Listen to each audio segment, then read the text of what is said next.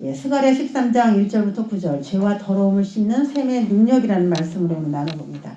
죄와 더러움. 지난 시간에 12장에 유다에게 부어지는 하나님의 역사, 그리고 또 다윗의 집과 예루살렘에게 따로 주시는 하나님의 은혜, 그렇게 두 가지, 도대체 뭘 말하는 것인가, 그런 거에 대해서 우리가 이야기를 나눠봤습니다. 유다와 예루살렘은 결국 한 나라고 한 나라의 대표 수도를 말하는 것인데, 유다와 예루살렘을 왜 따로 이렇게 구분했는가? 이것은 먼 미래에 그날에 예수님의 초림 사건과 다시 죽으신 다음에 재림하셔서 재림할 때쯤 일어날 일에 대해서 성경은 마지막 날에, 끝날에, 그날에 라는 걸로 암시를 한다고 그랬어요. 그래서 유다와 예루살렘을 왜 따로 보았는가 라고 봤을 때 같은 나라인데 서로 다르게 칭한 내용을 봤을 때, 유다가 예수님을 믿는, 유다의 사자 대신 예수님을 믿는 모든 민족과 또 이스라엘을 대표하는 예루살렘, 이렇게 두 부류의 사람들로 은혜가 나눠질 것이다. 그래서 지난 시간에는 유다에게 먼저 성령이 강하게 임해서 그들이 강한 용사같이 싸웠고, 그 다음에는 예루살렘에 다윗의 집과 예루살렘, 예수 그리스도가 아직 왕이 되지 못한 상태의 사람들, 그래서 다윗 왕이 아직도 자신의 왕으로 다윗 왕을 생각하는 그 민족들에게 각기 서로 다르게 이렇게 성령이 부어질 것에 대해서 이야기를 한다라고 그랬습니다. 그래서 지난 시간에 아내들에게, 남편들에게, 자식들 따로따로 각자에게 성령이 임할 것에 대해서 이야기했습니다. 계속 이어서 13장에 그날에 죄와 더러움을 씻는 셈이 다윗의 족속과 예루살렘 주민을 위하여 열리리라. 지금도 2000년 전에 예수님께서 오셨지만은 그들이 받아들인 사람도 있고 거부한 그런 사람들도 있는데, 본격적으로 그들을 구원하기 위해서 하나님의 그 작정이 풀어지는 때가 있는데, 그때가 언제냐면은 그날이에요. 13장 1절에 그날이. 그래서 첫 번째 그날에는 이제 예수님 재림할 때 1차적으로 그들에게 일시적으로 이루어졌고, 여기에 나온 그 그날에가 이제 그 십자가 사건 이후에 펼쳐질 그런 일들이기도 하고, 또 먼 미래를 봤을 때는 이스라엘의 완전한 구원을 선포하신 재림의 때를 염두에 두고 있기도 합니다. 자, 그래서 무슨 일이 있을 것인가? 죄와 더러움을 씻는 셈이 열어지면, 예루살렘 주민을 위하여 열어지면 무슨 일이 일어날 것인가 그랬어요. 이 더러운 셈이, 더러움을 씻는 셈, 이 셈을 이제 우리가 이제 어떤 표현을 이걸 썼는가? 우리가 이제 목욕을 할 때 물로 목욕을 하잖아요. 그래서 더러움을 씻는 게 물이다, 이런 건 알고 있습니다. 그리고 예수님께서 우리에게 오셔서 목욕을 시킨다는 것인가? 예, 목욕을 시키는데 우리가 생각하는 그런 목욕이 아니고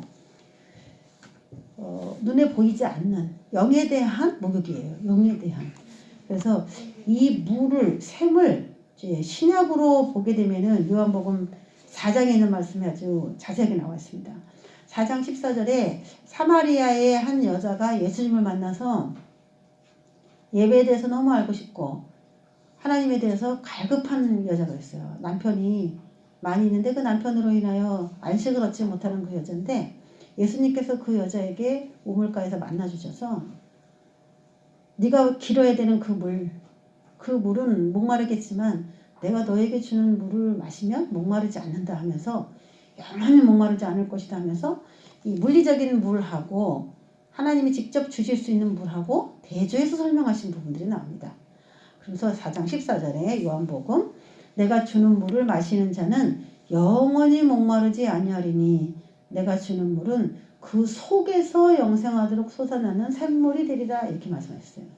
그래서 우리가 수돗물을 틀면 나오는 그 물처럼 우리 안에서, 우리가 마치 우물이나 수도처럼 우리 안에서 영생하도록 영원히 솟아나는 그 샘물이 있다는 거예요. 근데 그걸 누가 주느냐? 예수님께서 주신다는 거죠. 그런데 이 물을 먹으면 어떻게 되냐면은 죄와 더러움을 씻게 돼요. 아, 내가 이런 죄를 졌구나라는 거를 내 속에 그 흐르는 물이 나에게 그걸 감지해 줍니다. 그 회개하게 되는 것이 씻는 거죠. 씻는 거. 자, 이 물을 요한복음 7장 38절 39절에서는 생수의 강이라고 표현을 했고 우리의 배에서 예수님을 믿는 사람들의 배에서 흘러나오는 물이라. 그래 다른 말로 하면 생수의 강이다. 이렇게 표현했어요. 이는 그를 믿는 자들이 받을 성령, 예수님이 돌아가시고 각자가 받을 그 성령에 의해서 그런 일들이 가능하다라는 거죠. 그래서 이제 죄와 더러움을 씻는 샘이 열린다는 얘기는 예수님께서 죽으시고 성령이 오셔서 이스라엘 백성들에게 흘러들어가서 그들이 자신이 얼마나 죄악에 사로잡혀 있는 사람인가, 더러운 사람인가 이런 거를 깨닫고 눈물을 흘리잖아요. 우리가 눈물을 푹게 흘리면은 흘러나오는 거예요. 그게 흘러서 씻겨서 나가는 겁니다. 나는 울 줄은 모른다. 참 강팍한 사람입니다. 물이 흘러서 막 나가야 돼요. 바깥으로. 그러면서 그 심령에 그 원한진 거, 미운 거, 여러 가지 더러운 것들이 다 씻겨 나오게 됩니다. 자, 그러면 왜 예루살렘 주민을 위하여 그 전에 이제 이방인들은 다 이제 성령을 다 받고 체험을 했어요. 유다의 자손들이라. 예루살렘에 한정된 그 사람들에게 부어지는데 그러면 무슨 일이 생기느냐. 자, 죄와 더러움을 씻는 샘이 나오면은 그들이 어떤 일을 하게 되느냐. 죄와 더러움의 종류가 쭉 나옵니다. 그들이 어떻게 살았길래. 자, 2절 만군의 여호와가 말하노라. 그날에 내가 우상의 이름을 이 땅에서 끊어서 기억도 되지 못하게 할 것이다. 그들이 우상 숭배했어요. 근데 그것이 죄다. 그것이 더러움이다라는 걸 깨달았어요. 내가 바뀌어야 돼. 그러면서 생각하기를 나는 이제 우상 숭배를 끊어야 된다. 이게 민족적으로 일어나는 거예요. 이스라엘 민족적으로. 내가 우상의 이름을 이 땅에서 끊어서 기억도 되지 못하게 하나님께서 하시니까 민족 가운데 엄청난 성령의 역사가 일어나죠. 거짓 선지자와 더러운 귀신을 이 땅에서 떠나게 할 것이라. 죄를 지면은 귀신이 들어온다 그랬죠. 죄를 짓는 것과 귀신이 들어오는 거는 상관이 있어요. 나는 몸으로는 막 죄를 안 지은 것 같아도 마음속에 품은 욕심들이 행동으로 나오게 되죠. 사실 선을 행하지 않는 모든 건 다 악입니다. 선을 이렇게 적극적으로 행해야 돼요. 그러면서 내가 안에 가지고 있는 죄를 이렇게 쳐내야 되죠. 난 가만히 있는데요. 난 죄도 안 지고 가만히 있는데요. 사람이 죄도 안 지고 가만히 있을 수는 없어요. 그러니까 적극적인 선을 행함으로 내 안에 있는 그 죄와 더러움을 이렇게 빼내는 방법으로 그렇게 해서 귀신들을 이제 몰아쳐야 되는 것이죠. 그 이스라엘에 이제 어마어마한 거짓 선지자와 귀신들이 있었고 그것 때문에 이스라엘이 이제 망하기도 했습니다. 사람이 아직도 예언할 것 같으면 자 그날에 일어날 일이에요. 이게 이스라엘의 민족에 하나님이 죄와 더러움을 씻는 샘을 확 열어서 이제는 자신의 죄악들을 낱낱이 보게 됐을 때 그때 예언하는 사람이 있었어요. 이것은 그냥 예언하는 것을 예언 자체를 부인하는 것은 아닙니다. 예언 자체를 부인하는 것은 성경에 없어요. 그런데 이 예언은 2절에 거짓 선지자와 라고 되어 있잖아요. 그래서 거짓 선지자에 의해서 시행되었던 예언을 말하는 거예요. 거짓 예언. 성령에 의해서 하지 않았던 모든 예언들. 성령 시대가 열렸으니까 성령 안에서 예언이 가능합니다. 사도행전의 이야기는 다 예언과 환상 봤다는 이야기 빼면 사도행전에 아무것도 없어요. 2000년 전에만 있었고 지금은 없냐? 동일한 성령이에요. 어제나 오늘이나 성경에서 그리스도는 동일하고 성령도 동일합니다. 그래서 사도행전에서 믿음의 사람들이 성령 받고 그리고 예언도 하고 환상도 보고 계시와 아주 밀접하게 생활했던 걸 봤을 때는 지금도 교회에서 그런 것이 많이 죽어서 그런 것이지 죽었다 그래서 없다라고 우기지는 말라 이거예요.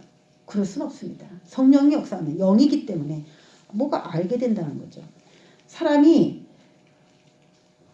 죄와 더러움을 씻는 샘이 열렸는데도 불구하고 아직도 그 나라에서 거짓 선지자 노릇을 할 것 같으면 그 나은 부모가 그에게 이르기를 내가 여호와의 이름을 빙자하여 그들도 예언을 뭘로 하냐면 예수의 이름 여호와의 이름으로 예언을 해요. 이러니까 구별이 안 가는 거예요. 지금도 마찬가지예요.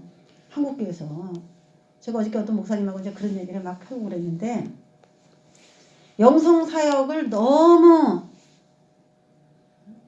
너무 조심성 없게 하는 그런 우리나라의 그 기류들이 있어요. 제가 어저께 그런 얘기를 나눴는데 오늘 이 얘기가 많이 나오네요.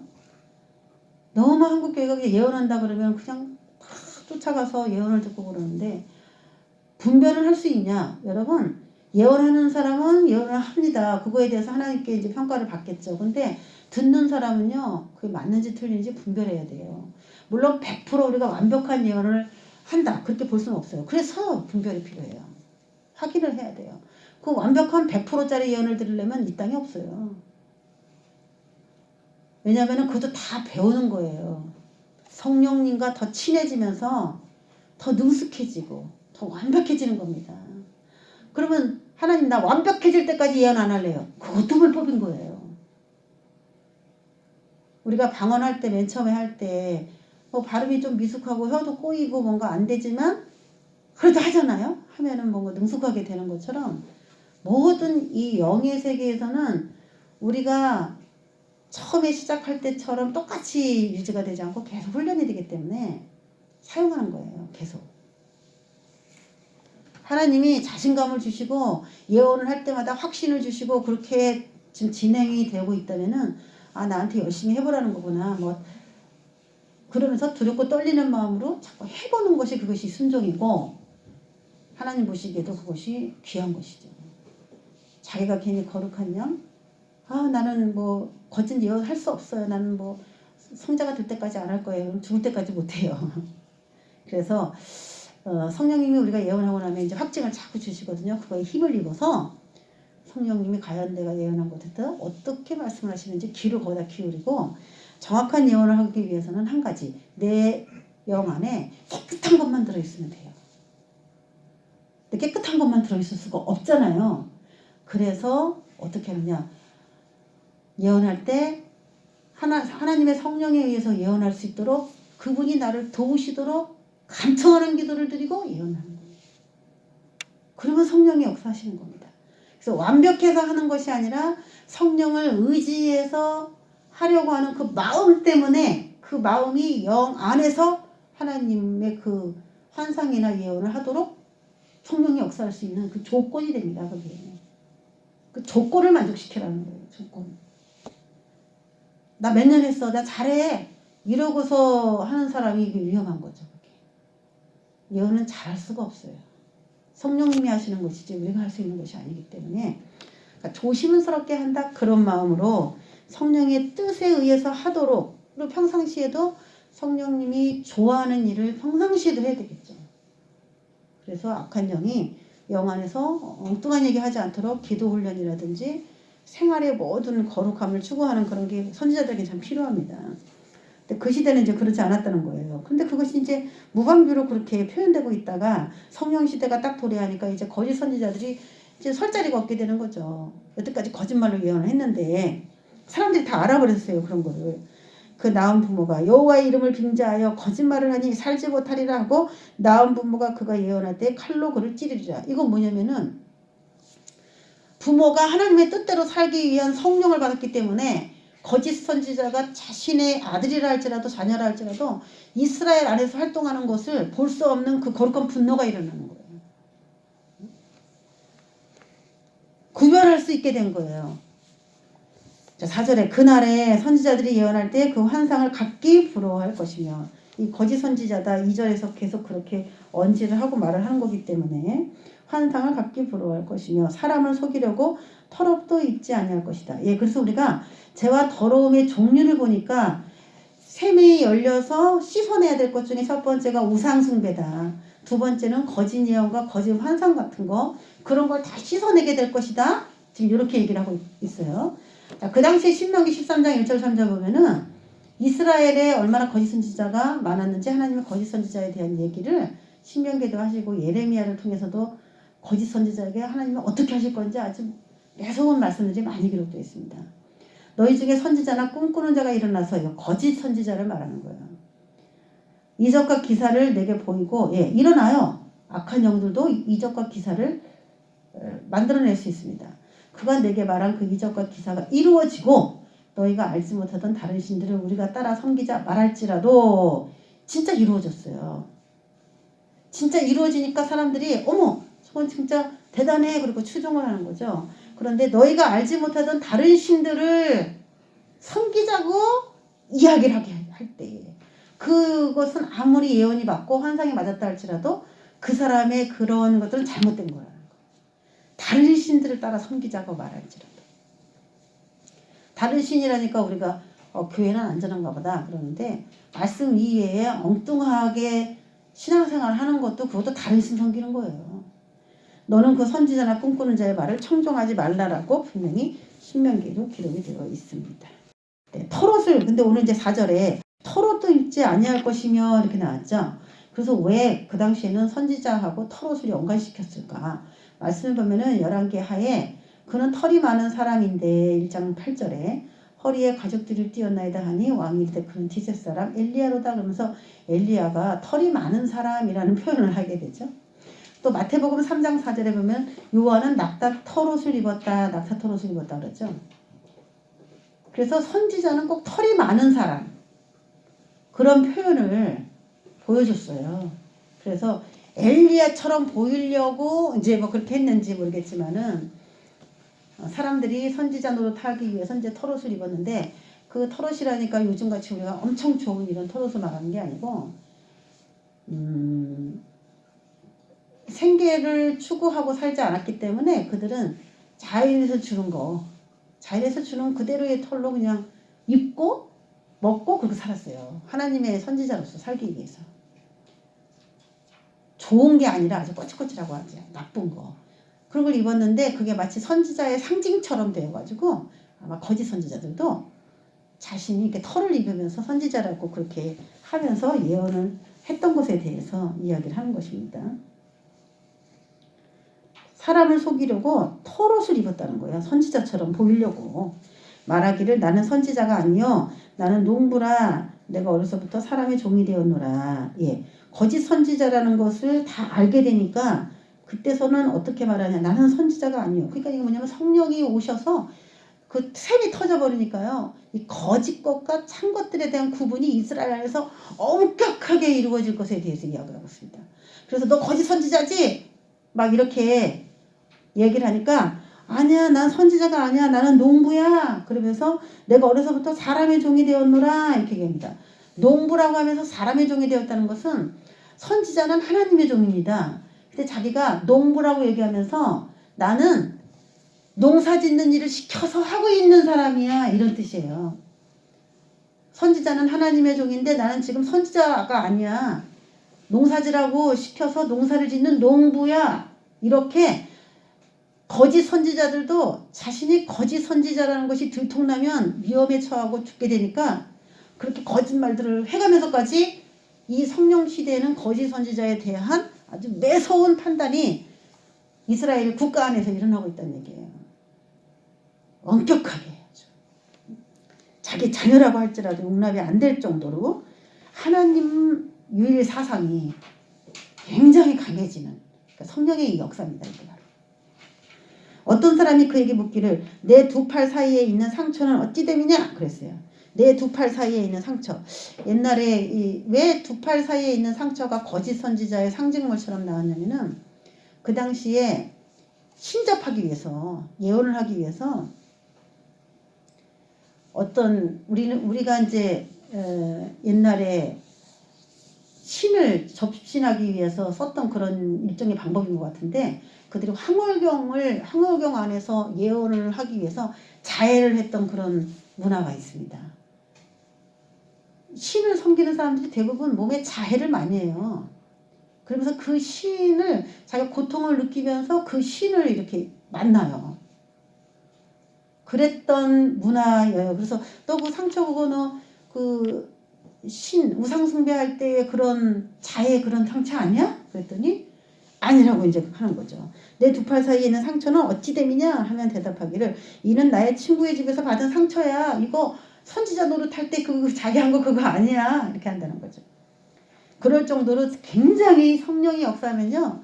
친구도 없고 자식 부모도 없고요. 하나님께 그냥 오로지 맹족이네요. 거짓에 대한 용납이 안 됩니다. 그러면 왜?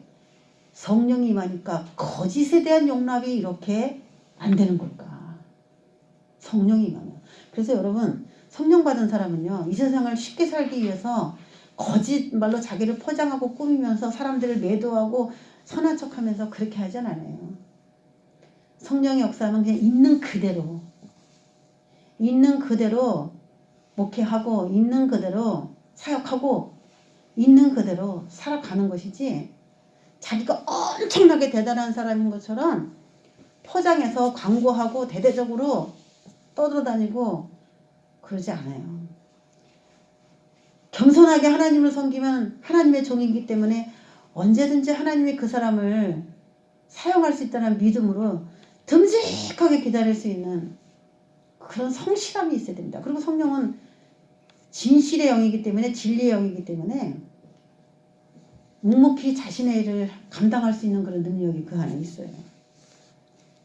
자, 또 하나의 말씀이 나옵니다. 7절에 만군의 여호와가 말하노라. 카라 깨어서 내 목자 내 짝된 자를 치라. 목자를 치면 양이 흩어지려니와 작은 자들 위에는 내가 내 손을 들이우리라. 예. 죄와 더러움의 또 하나가 뭐냐면 메시아 거부입니다. 7절 때문에 이 말씀을 쓴 거예요. 죄와 더러움이 어떤 것을 말하는 것이냐?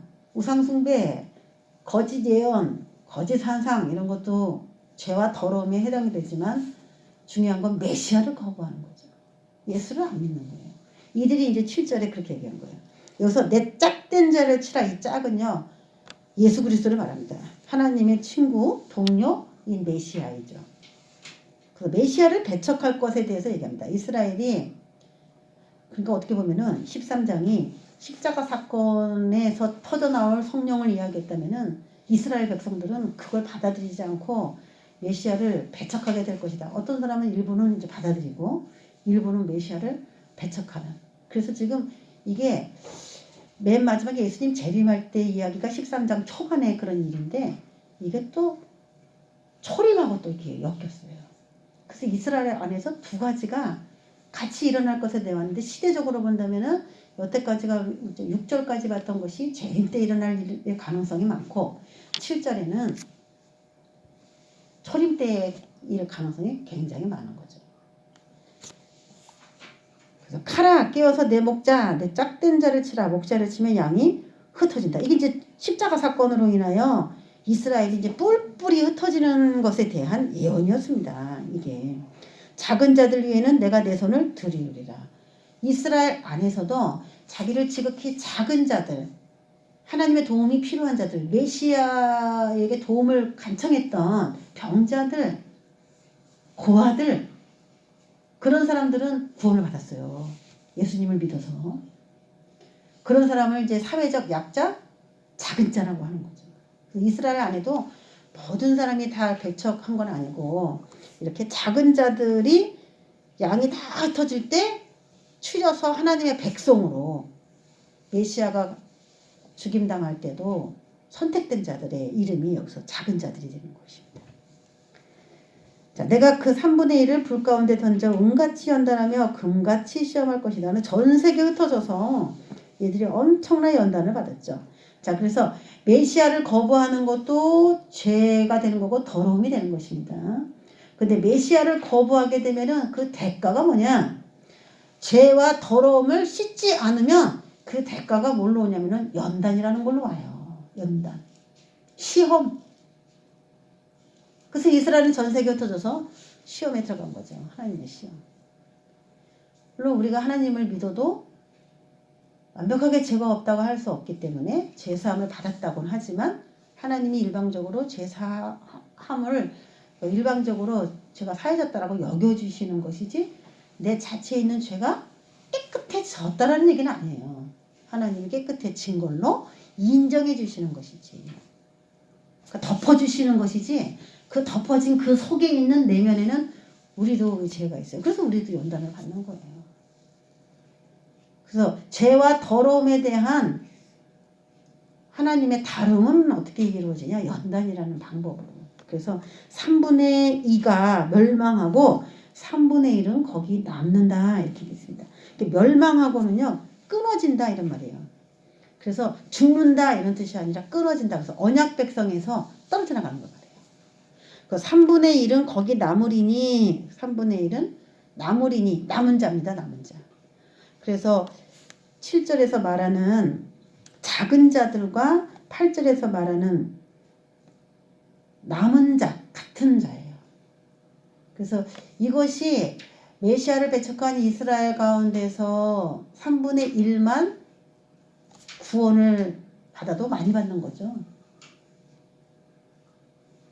그래서 이것이 예수님이 재림할 때에 이스라엘이 겪어야 될 그런 환난 가운데서 그들이 3분의 1의 보호를 약속받는 그런 말씀은 아닌가. 사람들이 이제 그렇게 보고 있습니다. 이 말씀을. 실제로 과거에 이스라엘이 3분의 1이 구원을 받았느냐.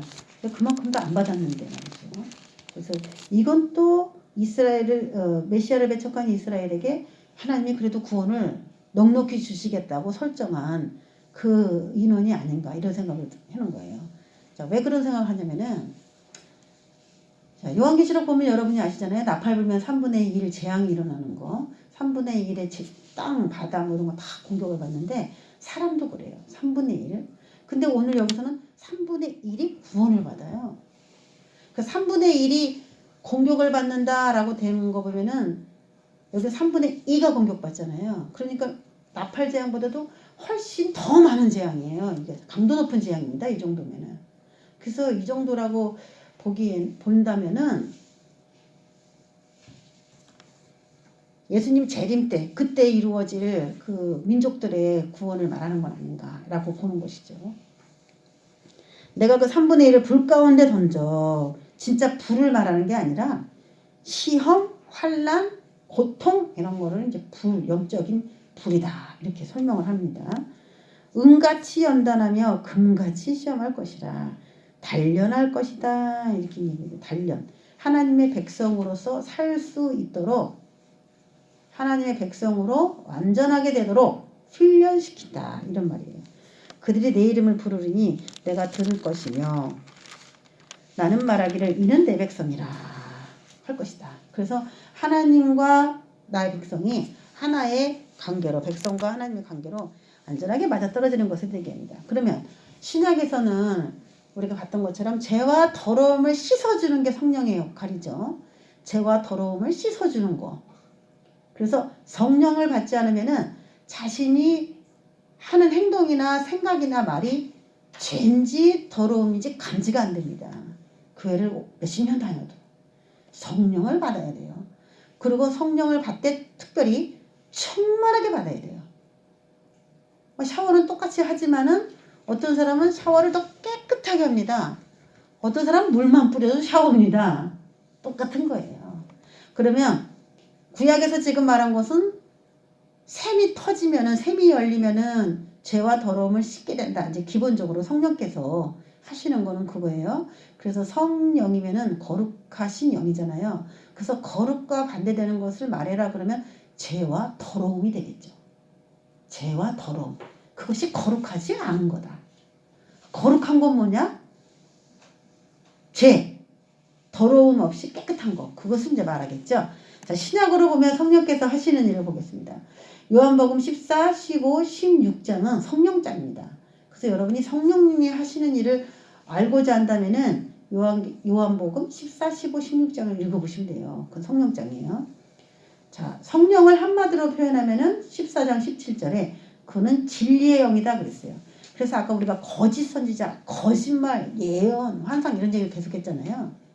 성령이 임하면은 거짓이 무엇이고 참말이 무엇인지를 구별할 수 있는 능력이 생겨요. 그 사람의 영이. 말을 들으면.